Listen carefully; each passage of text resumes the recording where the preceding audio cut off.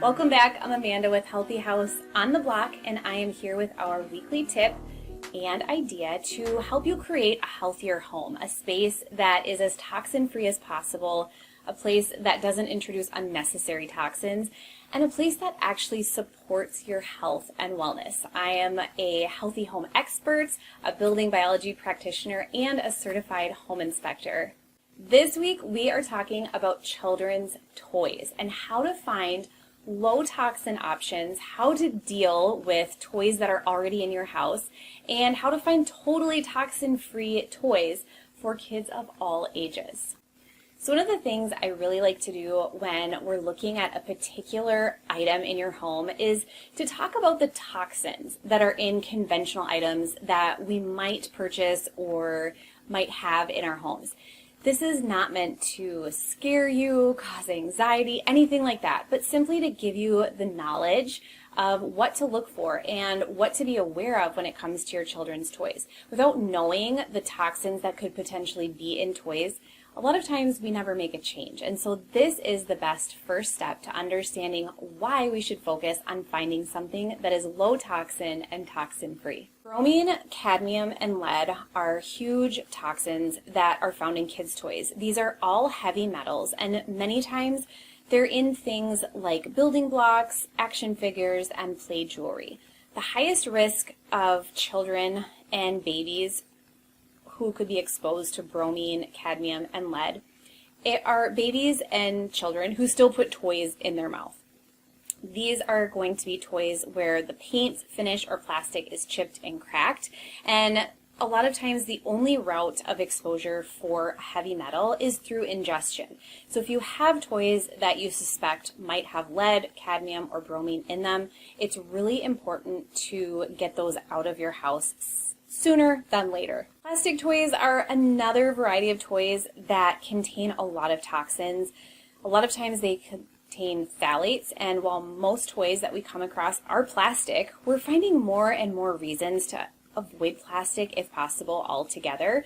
There was a study conducted way back in 2011, and it showed that the chemicals in certain types of plastics, particularly those made with polyurethane, PVC, epoxy, actually leach the chemicals out, leaving toxins on the environment around the toys. So this is particularly true of toys that are played with in water. Another study showed the use of phthalates in items, including toys, and showed that it's linked to a higher risk for ADHD and lower test scores. BPAs are another component that we find in softer plastics. This is even in baby bottles. BPAs have been reduced and eliminated in a lot of places, but the replacements for BPA are actually much worse. They have been linked to childhood obesity and adverse levels of body fat.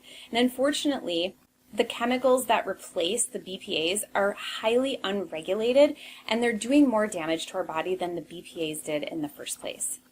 So phthalates in plastics are also endocrine disruptors, and this means that the phthalates in plastic toys negatively impact the natural hormone production within the body. Oftentimes, it disrupts or even stops hormone production altogether. There was a Columbia University study that showed the exposure to phthalates in plastic toys was actually linked to childhood asthma, mental and motor development problems, and a reduced thyroid function. They concluded that even small exposure to phthalates in children can have big health impacts. Another toxin, fire retardants, have been found in many plastic toys manufactured around the world. It's also been found in practically all stuffed animals and foam toys. Fire retardants have been shown to negatively impact children by disrupting the hormone system and playing a part in behavioral development. We would avoid chemical flame retardants in mattresses, yet we're letting our kids play with teethers and other plastic toys that contain these exact same chemicals. There was a study that the Environmental Working Group published discussing the specifics of these chemicals and how they're getting into the United States. Cobalt is another toxin. It's used in dyes and pigments of toys, and particularly ones that are blue in color. Cobalt has been found in plastic toys, plastic building blocks, baby bibs, and synthetic baby changing mats. Studies of this compound showed that it is indeed a carcinogen and can impact the tissue in the lungs, the kidneys and the spleen, and it also disrupts and affects the hormone system. While this may be an uncommon chemical, as more research is done, we're finding out that the impacts of this are highly dangerous and need to be avoided. Another toxin is ethylene glycol. This chemical is an industrial solvent. It's used in polyester or synthetic fabrics, red and orange dyes for toys, and in plastic products. And it's also used for antifreeze. So while there is still research being performed and conducted on this chemical, I think it's really safe to say that it is far from natural. In general, most of the risk from this chemical is due to ingestion, but kids at some point or another will have their toys in their mouths. There's a published report that went in depth about the risks and exposure of ethylene glycol. What they found is that it can irritate airways when inhaled for periods of time, and there is harm being done to kidneys when exposed to this chemical for long periods of time. It's also important to note that we can't just trust any wooden toy that we find. I know I talked a lot about getting plastic out of your house and avoiding plastic toys altogether. But not all wooden toys are created to be toxin-free. Sometimes they still have toxic adhesives, toxic glues, and sometimes they can even have toxic finishes when they're a toy that could possibly be put in a child's mouth. So I think the most important thing to take away is to get rid of any toys that may be toxic in nature as you can. I understand that with kids it can be really hard to just throw away toys, and that's not what I'm saying. I think we can be smart with the toys that we have, get rid of the most toxic, and make sure your children aren't putting them in their mouths. Make sure they're washing their hands and make sure that they are playing with them in a safe way. Things you could get rid of right now would be slime, squishies, anything that has a scent to it is a great toy to ditch right away. Squishmallows are another toy that I would highly recommend you get out of your house if you can. They harbor dust mites, they can harbor mold and mildew, and they have flame retardants and tons of other toxins inside them. So of course I'm going to give you my Healthy House approved toys and toy brands. I have them listed in this week's blog post, and if you go to the link at the bottom of the video description, you'll see that blog post listed. You can click on it where I have everything linked up for you. I even have an Amazon store that you can get the link to where I have everything saved.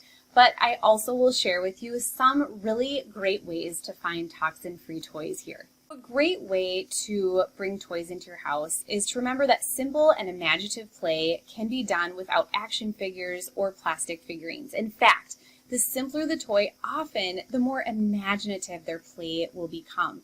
I love Janet Lansbury's website where she encourages children to play with open-ended toys, toys that aren't super specific, and she has a lot of great ideas for things you can add to your own home. When you're purchasing toys or items for your kids, just do a little research beforehand and see if you can find an alternative. Also, making sure a cloth item is organic cloth is best. And if you're looking for a gift or a reward for your child that's not a plastic toy, I have tons of ideas for you. It could be books, board games, craft supplies, wooden toys, cloth toys, outdoor toys, clothing. You could look at experiences, decor for their room, or even puzzles.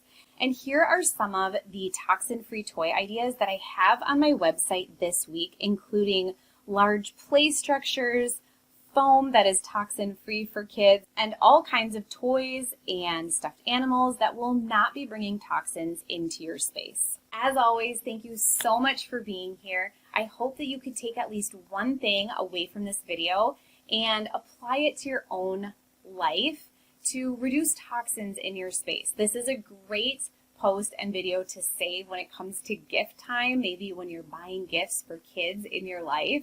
And I hope you will subscribe to my channel. I'm here every single week with new tips and ideas on how to create a healthy home, a space that truly supports your health and wellness rather than burdening it down.